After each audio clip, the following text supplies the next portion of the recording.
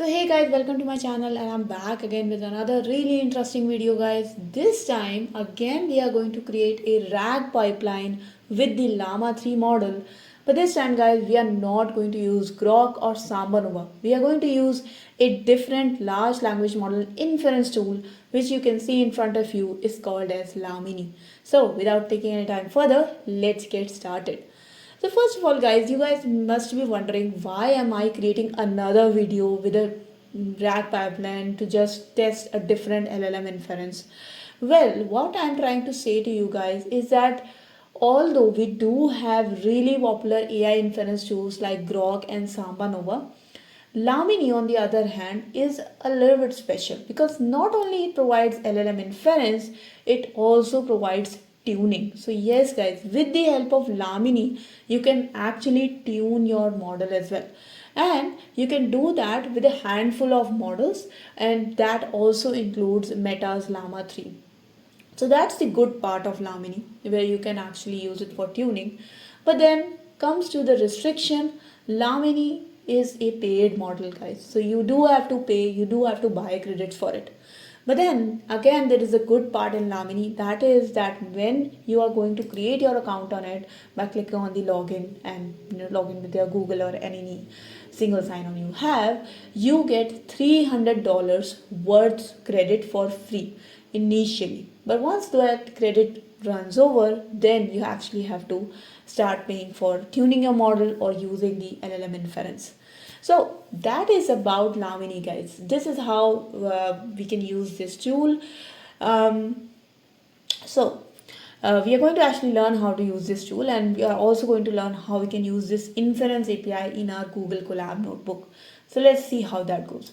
So first of all guys, if you want to play around with Lamini, you have to go to its website, and that's called lamini.ai.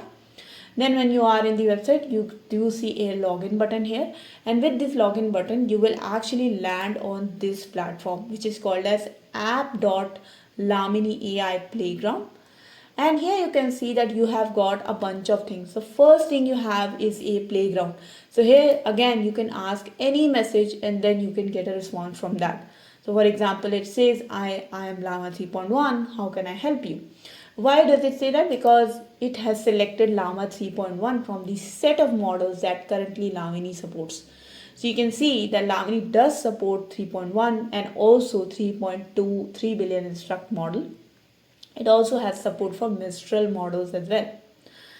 So this is the playground, which pretty much like any other playground gives you like a chat GPT sort of interface. Then again, you can give your system prompt here just to make your responses much more better. Change your output length also. Now coming to the tuning part, so this is where it differs from the other LLM inference tool, that it gives you a tuning parameter. So here you can see that I already tuned a model, and I'm going to create a different video on model tuning guys, but you can see here that you basically get a button here, create a tuned model. You can select your data here, and then you can click on tuning, and it's going to take a long time to tune, but it finally tunes, and then it does give you the model, and it does give you the results as well. Okay, so we are not going to actually tune the model today guys, we'll do that in a different video. But let's just look around what this Lamini playground does offer us. Next is the example part. So if I click on the example, it basically opens a GitHub notebook, a GitHub link where you can see all the notebooks that have been written for Lamini AI, full of examples. And in fact, today we are also going to use one of those examples to demonstrate how powerful Lamini is. Then you have got the docs here guys, where basically you will see the guidelines or quick start guides to start using Lamini. One of the major things that you're gonna use in this guide is something called as models. So yeah, that is the models part, where you will see the list of all the models that you can use with Lamini inference tool to actually query and create your own application. So this is pretty important. And then finally guys, we have the help button where you can see some help guidelines. And then the tab that I'm not gonna click for you because it's gonna actually expose my API key, and that tab is your account tab. So when you click on your account tab, guys, you will actually see the API key that has been created for you, and it will also show you how much credit you have left in your account. So if you are having $300 of credit initially, you will see the value starts to decrease as soon as you create more and more calls to the Lamini AI. Okay. So this is basically the overview of Lamini AI interface and how you can just play around with the UI. So you can do see that with just the UI, you can tune your model, you can play with the model, you can get your API key, pay your bills, etc. But this is not what we are aiming for, guys, because we are software developers, we are application developers, and we need actual code to run on our machines that uses generative AI. So here's what we are going to do today. We are going to actually create a Colab notebook, which is this one, and that's going to use Lamini to actually do some things in a RAG pipeline. Okay, so let's see how that goes. The first thing first, guys, if you want to use Lamini API, you have to install it. So for that you need pip install Lamini. Then we are going to use here a RAG pipeline, guys, for which we need a vector store. So the vector store that I'm going to use is FIS, and because this is not a GPU based Colab notebook, I'm going to use FIS CPU. Next comes the Lamini API key. So in my Google Colab secrets, I have the Lamini API key configured. You will also need to configure it, and you can get it from that account tab which I showed you earlier. So you just do user data.getLamini, put it in this environment variable here. And now let's go to the next part. Let's go to the code part here. So first thing first, guys, we are going to create a RAG pipeline. What is a RAG pipeline? RAG pipeline is basically when you create a generative AI assistant where the large language model is actually not querying the whole world of Google data to answer your query. It is actually first looking into the documents that you provided to find out the exact answer to the question you asked. So it sort of works like your own custom virtual agent, okay, where you're not actually using the internet data, but you're using your own document data, like a sort of a search. So we need some data, right, to create a RAG pipeline. And for that, I have actually uploaded a data.jsonl document here.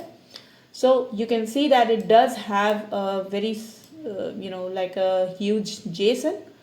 And that JSON is going to be the document that I want to query on. Okay, so that's the first step. You get your data in. Now, let's start with some imports. It's pretty straightforward. You need your vector store. For that, you need FES, you need your AI model, you need Lamini, and to read your JSON, you need a JSON parser, something like that, for which we are using JSON lines.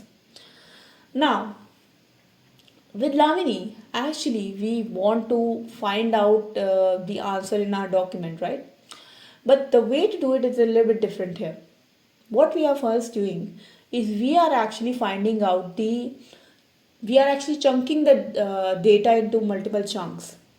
And then we try to find out the best two chunks. So here the name of the number of chunks is K. So we are trying to find out the best two chunks where the answer to my question lies.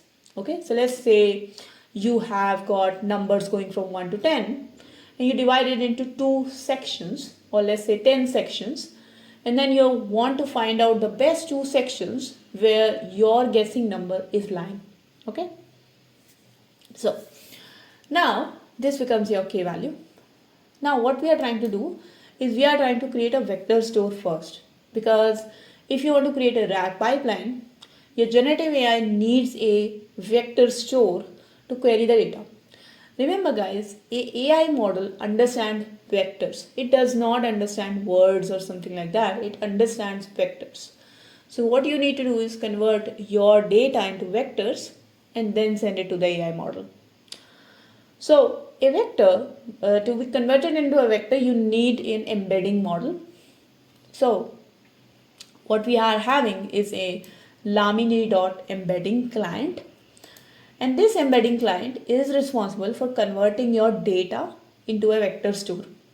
Okay, so now we will be just reading my JSON file, and for every item in the file, for every single line in the file, we will actually use our embedding client and we will generate an embedding. Okay, so an embedding is basically a vectorized form of your data, right? So embedding client dot generate, for each and every item we are trying to take the transcript attribute of the JSON object and we convert it into the embedding. Now, while we are creating our vector store, we are also building an index next to it. So if you have worked with databases like Oracle MySQL, you know that whenever you want to increase the performance of your queries, you make indexes. So indexes is a special store of certain key data that you store in somewhere else, and that index is actually used to make your queries much faster. So here we have an index object where we are just checking that if no index object has ever been created, then create an index object. And this index object is being created by my fas vector store, and we use fas.indexFlat2 and we pass it the transcript embedding size. Okay, so basically it is here setting the index initially, and initially it is saying that if you are creating an index for the first time, set the size of the index on the embedding size. And now in that index we add the transcript embedding. Okay, so basically we first converted your data into vectors and then we added those vectors into an index. That just makes my query a lot faster. And finally, you also add that particular item into a list called as splits, just so that you can easily map your vector to your answer, your transcript. So once this part is done, guys, now you are done with your vector store. You have the data with you. So you are actually ready to create your question answering system. So first thing is, what is my question? So this is a question that I'm going to ask from that JSON. What is TSMC's 2019 revenue in USD? Now, I have generated embeddings for my answers. I do also need embeddings for my questions, right? So you do need to create the embedding for your question. For that, again, you use embedding client. And then finally, you have index.search. All you need to pass is question embedding and k. K is the number of chunks that you think is going to be the maximum chunks I want to actually search into. So when it gives you two answers, distances and indices, it basically is actually using a k nearest neighbor model algorithm, and it is trying to find out for your question which are the two chunks that best matches the answers. Okay, so finally you have the distances and indices. Now we retrieve the relevant data from the splits. Remember, we created a list called as splits where we actually had all the transcripts in plain English. And we now try to retrieve the data from that list based on the hits in the index. Okay, so we have the indices with us. Now we just see the splits I, so ith split for that I in index if I is greater than 0. So basically what we are trying to say is that if that index is present, so for each and every split we are checking if that split index is present in the indices, we actually put it in the relevant data. Okay, so now that we have our relevant data, so what we did initially is we created our data into vectors. We found the best suited vectors to answer my question using k nearest neighbor. Then we created that relevant data search. So we created a relevant data list here where we took the list from the splits. And now my large language model will come into picture, because now my large language model has got a filtered data set that it can query on. So now the Lamini model comes, it says model name, where the model is 3.18 billion instruct. You can also use 3.2 but 3 billion model as well. And we create a prompt here where the prompt says that this is your relevant data and this is your question.